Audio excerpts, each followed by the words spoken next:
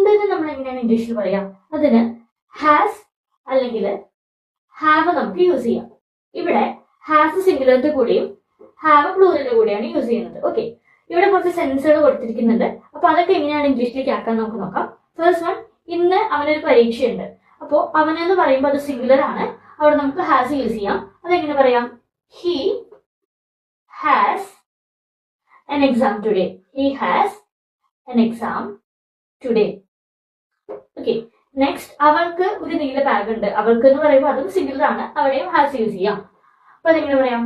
She has A blue bag.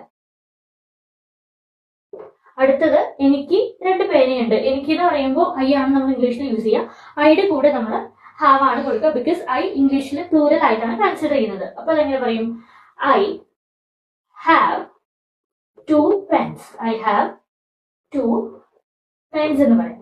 ഇനി last one, അവർക്ക് ഒരു കാർ ഉണ്ട്. അവർക്ക് എന്ന് പറയുമ്പോൾ പ്ലൂറൽ സബ്ജക്റ്റ് ആണ്. അപ്പൊ അവിടെ ഹാവ് ആണ് യൂസ് ചെയ്യാം. അപ്പൊ അതെങ്ങനെ പറയും? they have a car. they have a car എന്ന് പറയാം. ഈ ടോപ്പിക് ക്ലിയർ ആയിട്ട് വിചാരിക്കുന്നു. അപ്പൊ ഇതുപോലത്തെ മോർ വീഡിയോസിന് വേണ്ടിയിട്ട് do follow.